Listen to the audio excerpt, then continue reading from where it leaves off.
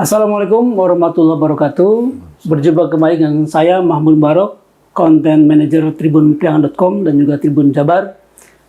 Kali ini dalam bincang Mata Lokal Memilih sudah hadir bersama saya Ketua Bawaslu Kabupaten Ciamis, Bapak Jajang Miftahudin.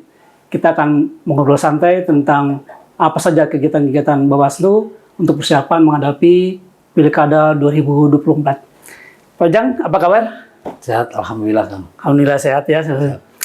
Apa nih kegiatan terakhir dari Bawaslu saat ini? Baik, bismillahirrahmanirrahim. Terima kasih atas kesempatannya. Kemarin tanggal 20 Mei kita baru saja selesai melaksanakan tes wawancara untuk Panwascam yang terevaluasi. Karena memang di kita itu ada regulasi yang harus dilakukan, yang harus dilaksanakan terkait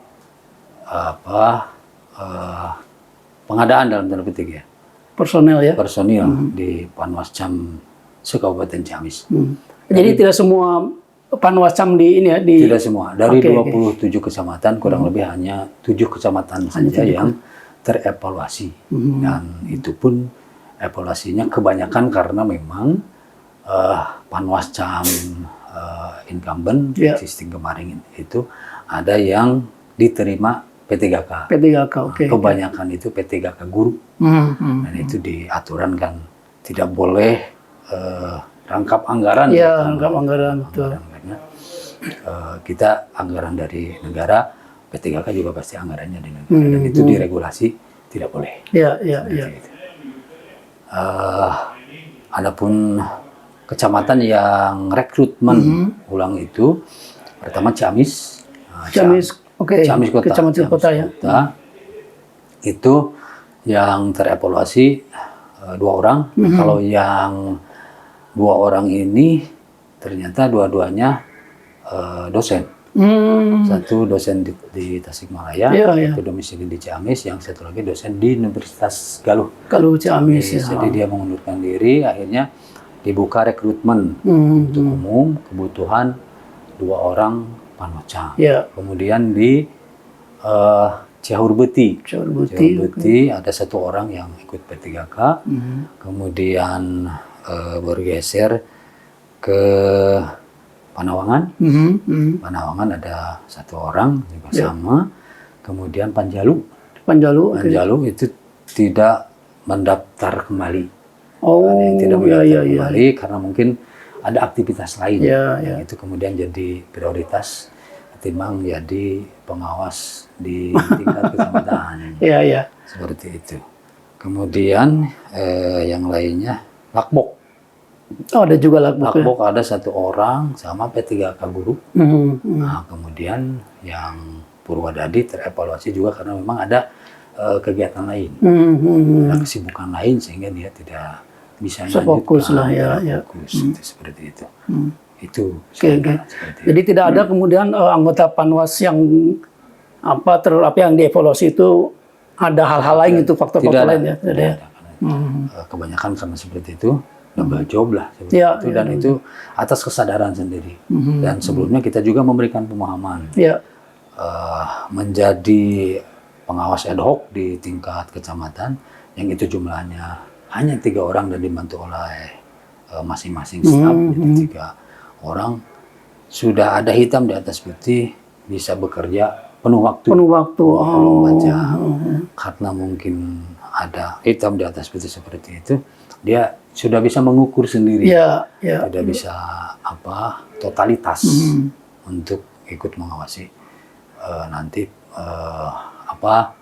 kegiatan pilkada atau pemilihan tahun 2024. Nanti setelah kemudian terpilih dan terbentuk Panwascam, apalagi kemudian kegiatan dari Bawaslu? Nah, hari ini kita juga sudah open rekrutmen untuk PKD, pengawas kelurahan dan desa. Pengawas kelurahan dan desa, rekrutmen ulang sama, dan kita membuka dari kemarin ya. Kalau nggak salah itu sudah ada di medsos kami, disampaikan, diumumkan. Yang dibutuhkan berapa banyak? 1 desa 1 orang. 1 desa 1 pengawas.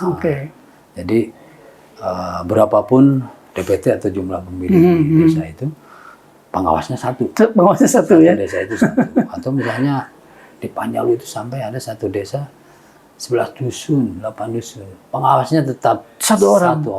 Berarti berapapun jumlah DPT-nya? Betul. Pengawas satu orang. Pengawas desa itu satu orang. Itu seperti itu.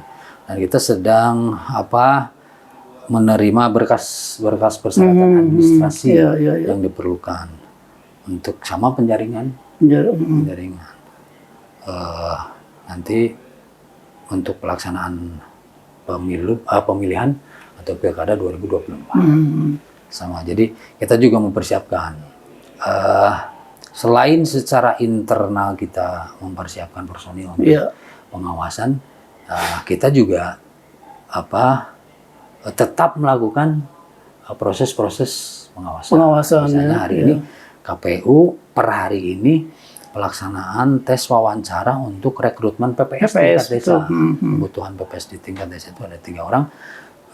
Dari Bawaslu disebar, karena ada surat edaran dari Sekjen, kita kemudian mengaktifkan kesekretariatan. Karena untuk panwasnya itu kan belum dilantik. Jadi ini memang kalau secara de facto sudah ada, tapi secara de jure mereka belum dilantik. Jadi saya kira ini juga takut menyalahi mengawasi, tapi dia tidak legal hukum kan seperti itu. Maka akhirnya kami dari Bawaslu Kabupaten Ciamis dengan personil seadanya, karena per hari ini kita juga ada 4 staf yang diterima P3K. Ada 3 orang ditempatkan di sini, 1 orang di keluar kota. Hari ini pelantikan di Jakarta. Seperti itu. Jadi personilnya kita terbatas.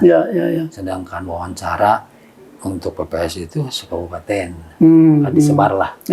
Jadi selain kita rekrutmen untuk kepentingan dan keperluan pribadi Bawaslu Kabupaten Ciamis, kita juga tidak berhenti untuk terus mengawasi juga pengawasan rekrutmen. Kemarin rekrutmen PPK, kemudian sekarang rekrutmen PPS dan sudah tingkat wawancara PPS. Jadi Bawaslu ini ya luar biasa. Semua di ini ya. Rekrutmen di internal. Tapi pengawasan ke teman-teman kita juga berjalan seperti itu. Apakah ada temuan-temuan dari sejumlah pengawasan ketika ada rekrutmen? Sementara untuk temuan tidak ada, tapi memang kemarin ada laporan dari masyarakat terkait rekrutmen yang dilakukan oleh teman-teman KPU, rekrutmen PPK di tingkat kecamatan yang jumlah personilnya 5 orang. Kemarin ada laporan, kita juga menanggapi laporan itu dan sudah sedang berproses seperti itu. Karena tidak ada alasan kalau misalnya ada laporan dari masyarakat terpenuhi syarat formil material, maka kita harus memproses. Walaupun hasilnya seperti apa nanti, bagaimana penanganan itu berproses seperti itu. Nah, kan kalau di dalam proses pilkada atau pemilihan umum itu ya, biasanya yang paling muncul itu memang KPU begitu ya, sebagai instansi yang paling di depan lagi-lagi. Padahal sebetulnya ada di belakang itu adalah Bawaslu yang mengawasi semua proses-proses tahapan-tahapan pemilihan begitu kan. Tapi masih banyak kemudian di kalangan masyarakat yang masih belum tahu ini seperti apa sih sebetulnya Bawaslu ini. Lalu apa kemudian dilakukan untuk sosialisasi oleh Bawaslu ini? Baik, terima kasih. Betul. Terkadang di masyarakat mereka tidak tahu bahwa penyelenggara pemilu itu ada 3, KPP, KPU, dan Bawaslu. Bawaslu juga dari pusat, provinsi, kabupaten, kecamatan, tingkat desa, bahkan tingkat TPS. Ada yang namanya PTPS. Nah, untuk mengurangi jarak ketidaktahuan masyarakat, ada banyak ruang yang bisa kita lakukan dan ada banyak hal kegiatan yang bisa dilakukan. Di antaranya adalah sosialisasi tentang keberadaan Bawaslu. Misalnya sosialisasi itu yang biasanya gencar dan banyak ruang untuk menyampaikan bahwa Bawaslu ada dan Bawaslu hadir untuk mengawasi proses pemilu dan pemilihan, terutama hari ini pemilihan atau pilkada serentak ya, pemilihan gubernur, wakil gubernur, bupati, wakil bupati, wali kota, wakil wali kota. Kita melakukan sosialisasi misalnya sosialisasi pengawasan partisipatif. Untuk menjangkau semua kalangan, maka kegiatan sosialisasi itu dibagi beberapa segmentasi. Nah, misalnya sosialisasi khusus pemilih pemula, maka yang diundang itu teman-teman SMU kelas 2, kelas 3. Gen Z ya, Gen Z itu ya. Generasi Z lah seperti itu. Kemudian ada lagi misalnya sosialisasi pengawasan partisipatif, segmentasinya tokoh masyarakat, Oh iya, tokoh iya, agama, tokoh pemuda, tokoh perempuan. Iya, iya. Nah, kemudian sosialisasi pengawasan partisipatif juga terkait dengan stakeholder yang lain, misalnya TNI, Polri, ASN, bahkan pernah juga kita misalnya sosialisasi pengawasan partisipatif itu melibatkan organ-organ yang ada di kabupaten. Misalnya ada yang namanya APDESI, asosiasi pemerintahan desa ya, atau misalnya yang asosiasi kepala desa juga kan ada itu wadahnya. Ya. Kita undang juga karena ternyata pengawasan itu juga melibatkan mereka-mereka yang ada di desa. Ya, ya. Misalnya kepala desa harus netral, BPD harus netral, seperti itu. Ya. Dan kita memberikan sosialisasi tentang itu melalui pengawasan partisipatif. Jadi pengawasan partisipatif memberikan gambaran kepada seluruh masyarakat sejatinya mengawasi pelaksanaan pemilu kemarin, pemilihan hari ini ya, pemilihan itu atau pilkada hari ini, sejatinya mengawasi itu adalah tugas seluruh masyarakat. Cuma secara kelembagaan penyelenggara yang mengawasi itu memang ada di Bawaslu pusat, Bawaslu provinsi, Bawaslu kabupaten kota, kemudian pengawas Panwaslu, panitia pengawas pemilu tingkat kecamatan atau pengawasan, kemudian ada pengawas desa, pengawas TPS, seperti itu. Jadi ruang itu kita maksimalkan untuk selain siar bahwa Bawaslu ada, kita juga menyampaikan ini loh hal-hal yang dilarang yang itu kemudian diawasi oleh Bawaslu. Misalnya tidak boleh money politik, ASN harus netral, kan begitu. Kemudian kampanye harus di tempat yang sudah ditentukan, tidak boleh di tempat yang dilarang. Misalnya kan terkadang masyarakat masih ada yang belum tahu bahwa kampanye itu tidak boleh di masjid, kampanye tidak boleh di tempat pendidikan, kampanye tidak boleh di fasilitas pemerintahan, misalnya kan seperti itu. Itulah ruang-ruang dan materi-materi muatan yang kemudian kami sampaikan supaya masyarakat tahu dan paham. Gitu. Apalagi ini terkait pilkada dan pemilu itu, misalnya nih, yang rianya money politik. Money politik di pemilu itu hanya pemberi saja yang diberi sanksi. Kalau di pilkada bukan hanya pemberi, tapi penerima. Di pemilu itu sebelumnya hanya pemberi. Hanya pemberi. Sementara penerima bebas saja. Bebas saja, hanya diklarifikasi, diminta keterangan dan sebagainya. Nah, kalau pilkada itu bukan hanya pemberi tapi penerima. Penerima juga. Padahal kita juga tahu dan sudah menjadi rahasia umum. Money politik itu selalu ada. Selalu ada, betul. Dan Bawaslu juga selalu mengawasi, menutup ruang gerak semaksimal mungkin supaya tidak ada money politik. Tapi tetap saja ada masyarakat yang lolos, tidak tahu, tidak paham. Kasihan ini, misalnya yang menerima, nah yang memberi. Saya akan hanya diberi. Nah kan hukum tidak bicara seperti itu. Ketika diundangkan, ketika itu pula hukum berlaku untuk seluruh masyarakat. Dan ruang itu kita maksimalkan, kita sampaikan, kita lakukan edukasi terhadap masyarakat bahwa Bawaslu ada, Bawaslu hadir mengawasi, dan ruang-ruang pengawasan itu money politik, netralitas ASN, kampanye yang dilarang dan sebagainya. Banyak hal kan. Nah, setelah kemudian sosialisasi secara gencar untuk secara masif kemudian ke daerah-daerah ke pelosok, apakah kemudian tingkat laporan dari masyarakat itu jadi semakin tinggi atau bagaimana, Pak? Ya, kalau dari yang kemarin secara pastinya ada di catatan teman-teman sekretariat, kita juga harus buka secara pasti datanya. Cuma memang pelaporan dari masyarakat ada. Kemudian temuan dari kita juga sebagai pengawas pemilu juga ada. Cuma saya kira patut berbangga diri barangkali. Berarti sosialisasi yang kita gencarkan, kita sampaikan, ada sedikit lah masuk dan menjadi bahan pemahaman pengetahuan di masyarakat. Tapi ini juga jadi hal yang luar biasa. Mereka tahu, mereka paham bahwa ini loh hal yang melanggar. Mereka laporkan ke Bawaslu. Kalau terpenuhi syarat formal material, pastilah kita proses. Kita register seperti itu. Pemahaman mereka tentang bagaimana bahwa sesuatu itu melanggar dan sebagainya itu dibuktikan kan masih ada banyak laporan. Ada beberapa lah gitu ya. Laporan terus melaporkan ini diduga melanggar dan sebagainya. Artinya ada pemahaman dari masyarakat yang itu kemudian direalisasikan dalam bentuk melaporkan. Saya tahu ini melanggar. Kemana saya mengadu? Ya pasti ke Bawaslu kan gitu. Seperti itu. Mungkin sebelum-sebelumnya ada rasa takut ya. Nah, kalau itu memang betul sudah disosialisasi, selalu disampaikan. Selalu ada resiko ketika misalnya saudara melaporkan. Kalau temuan, saya kira resikonya hanya muaranya di Bawaslu. Kalau temuan gitu dari seluruh jajaran Bawaslu Kabupaten, Panwascam, kemudian pengawas desa atau pengawas di tingkat TPS.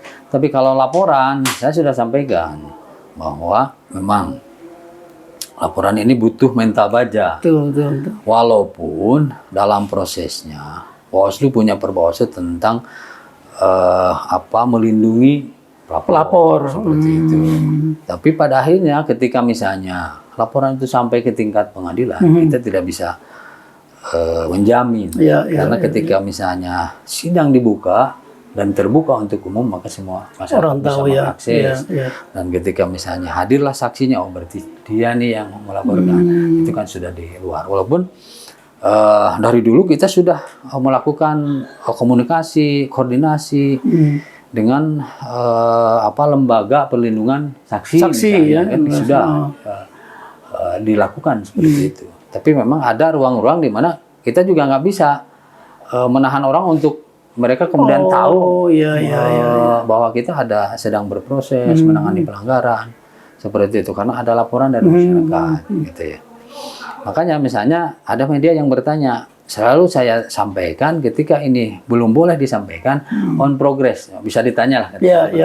Selalu ketika kami ditanya, apalagi terkait siapa yang melaporkan, maka kami melindunginya ketika diwawancara itu on progress lah dan on the track insya Allah. Jadi laporan seluruh masyarakat kalau memang terpenuhi syarat formil material, jelas siapa yang dilaporkan, kemudian ada kronologi dugaan pelanggarannya, maka secara otomatis kita langsung meregister dan kemudian memproses. Adapun nanti di akhirnya misalnya masyarakat harusnya ini harus dihukum dan sebagainya, tidak ada ruang memastikan itu karena kita juga harus berproses. Apalagi kalau terkait pidana, maka ada ruang sentra gakumdu, Bawaslu, kepolisian dan kejaksaan. Seperti itu. Nah, kalau berdasarkan pengalaman kemarin di Pilpres, itu bentuk-bentuk laporan atau bentuk pelanggaran yang dilakukan oleh partai atau calon legislatif waktu itu itu apa aja yang sering muncul atau kemudian dilaporkan oleh masyarakat?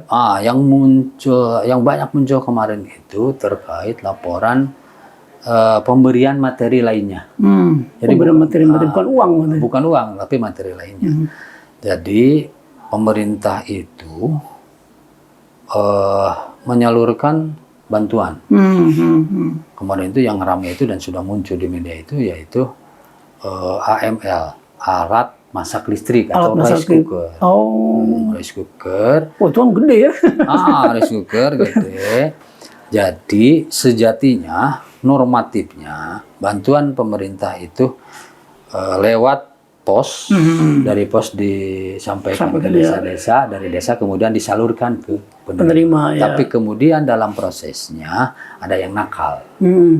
Jadi para caleg dari partai tertentu jemput bola ke PT Pos, mereka yang mengirimkan, kemudian mereka yang membagikan seolah-olah itu dari dia pribadi dari partai. Padahal itu jelas-jelas program pemerintah. Jadi tidak ada yang salah dengan program pemerintah, cuma dalam proses pelaksanaan distribusinya ini ada yang memanfaatkan momen potong jalur, ada yang temuan gitu.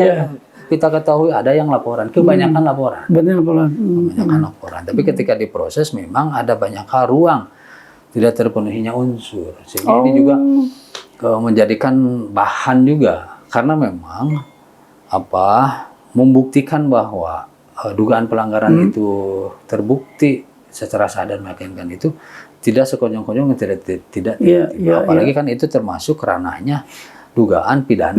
Ya. Kekurangannya di mana tuh? Dugaan pidana. Waktu kemarin tuh. Biasanya misalnya alat bukti. Alat buktinya. Misalnya kurang video. Kayak misalnya gini. Bapak menerima langsung tidak? Saya hanya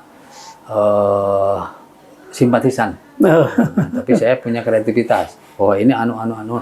Kan seperti itu. Iya. Jadi ada ruang-ruang di mana kemudian itu tidak bisa kemudian kita jerat. Misalnya. Padahal kalau secara kasat itu, ya betul seperti itu. Tapi ketika masuk di sentra Gakumdu, kita masuk berdiskusi, berdialog tentang penanganan pelanggaran itu dengan tiga institusi berikut kita. Iya. Bawaslu, ada kepolisian dan ada kejaksaan. Masing-masing punya argumen dalil-dalil hukum yang kemudian kita argumenkan, kita diskusikan.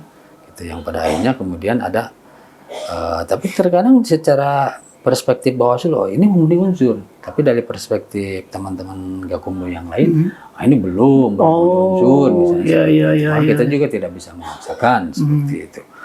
Tapi kemudian ada desakan dari masyarakat, ya kita juga kalau tadi disampaikan ya, kita tidak bisa mengikuti arah dan kemauan masyarakat bahwa ini harus anu. Mereka juga harus paham bahwa kita juga berproses dan proses itu tidak sederhana. Banyak hal yang kemudian kita juga ketahui, oh ini tidak bisa sembarangan juga, gitu ya. Bahwa ini bisa dikatakan memenuhi unsur. Gitu ya, seperti itu. Jadi penanganannya memang berproses, tapi saya yakinkan kepada masyarakat kita on the track lah, gitu, sesuai dengan regulasi. Ya, artinya semua laporan masyarakat itu sebetulnya dilakukan sedemikian rupa, diproses, proses. Nanti gitu. Apa kemudian dilanjut atau tidak kan sesuai dengan prosedur itu ya. Jadi kita kan dulu tuh ada SG 1, SG 2, atau sentra Gakumdu 1, pembahasan sentra Gakumdu 2, naik gitu ya, seperti itu. Tapi kalau misalnya tidak terpenuhi unsur, nggak bisa ini ya, nggak bisa memaksakan juga. Cuma memang kemudian jadi terkadang ada yang jadi gejolak masyarakat. Ada petik, ada pertanyaan kenapa nggak bisa memenuhi unsur? Apa sih sebenarnya? Maka dalam momen tertentu kita kadang melakukan rilis dengan teman-teman media. Ini loh, menjelaskan kasus itu ya. Menjelaskan kasus ini, duduk persoalan sebagainya. Itu kalau belum selesai dihentikan, misalnya tidak memenuhi unsur, tidak bisa.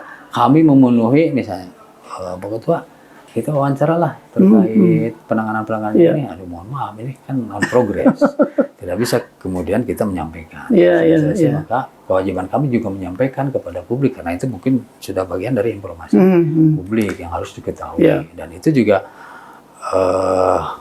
bagian dari bagaimana kita menyampaikan bahwa laporan masyarakat, laporan nomor sekian-sekian dan sebagainya ternyata tidak memenuhi unsur. Kalau yang sekarang masih tersisa, masih tertinggal ini bagaimana?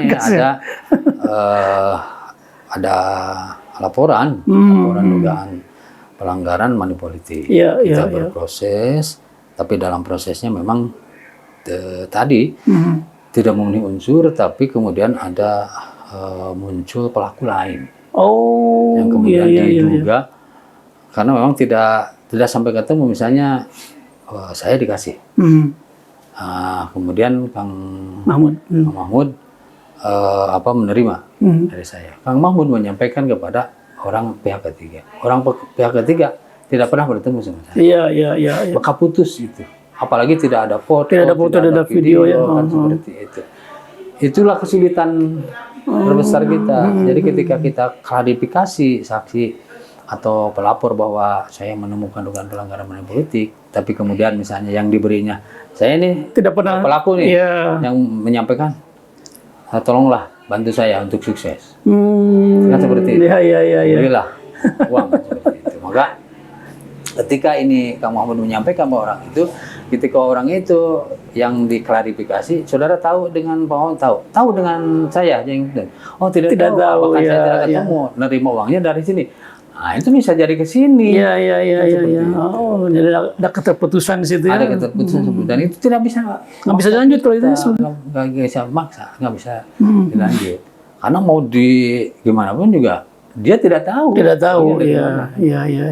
Harusnya kalau seperti itu kan ada yang video, ada yang mana. Memang jarang. Iya.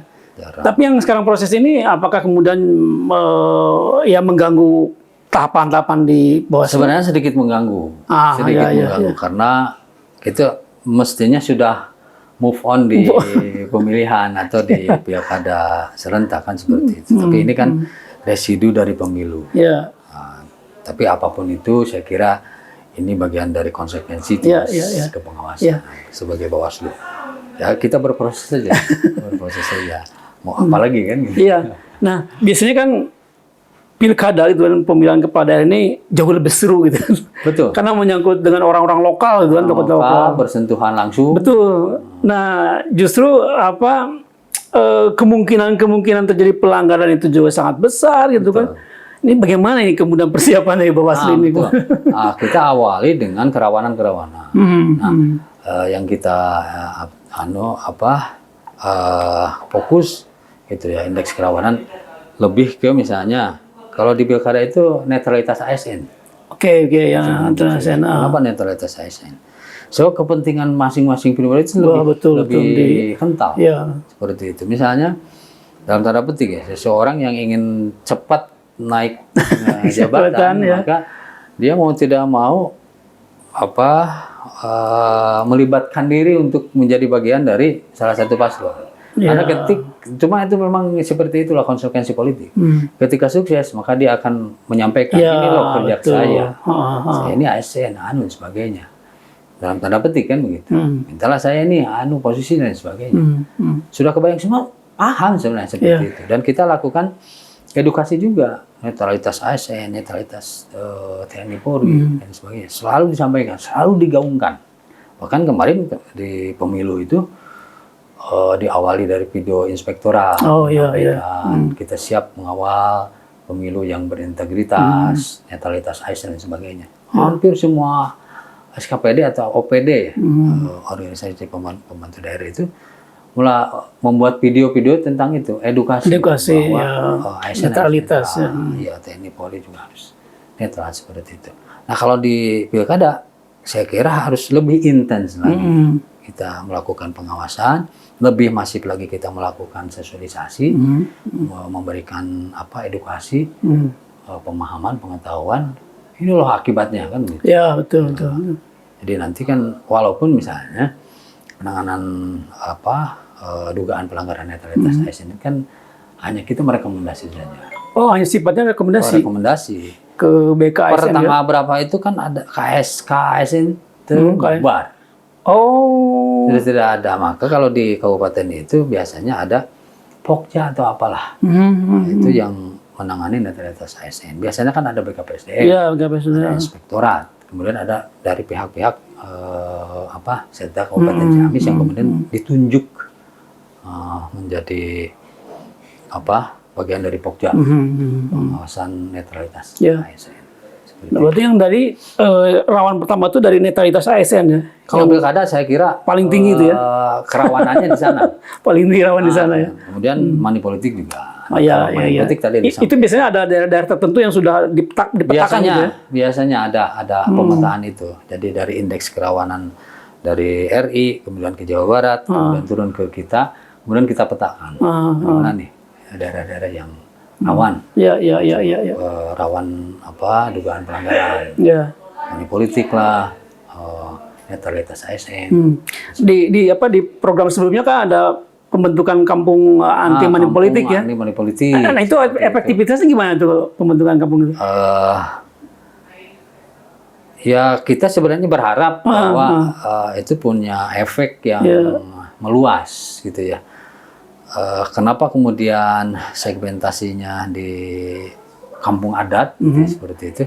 Kita tahu bahwa pemilu ini tidak eksklusif tapi inklusif. Inklusif, betul. Untuk seluruh masyarakat. Tidak terkecuali masyarakat adat yang memang mempunyai ikatan-ikatan dan aturan-aturan adat yang mungkin tidak bisa tersentuh, tapi kita sebagai bagian dari penyelenggara harus bisa memberikan edukasi. Iya. Karena bisa jadi itu ruang-ruang rawan. Kenapa? Katakanlah masa misalnya di kampung adat itu pelanggaran itu tidak dianggap melanggar, misalnya kan seperti itu. Maka kita harus melakukan edukasi pemahaman. Nah, ini dalam perspektif pemilihan atau pemilu melanggar, Pak, misalnya sebagainya, kita sampaikan tentang itu. Dan itu hanya bagian dari siar yang kemudian itu diharapkan bisa berefek luas. Masyarakat adat saja mau kan gitu ya menerima itu. Apalagi masyarakat di luar adat yang dalam tanda petik tidak terikat oleh aturan-aturan adat.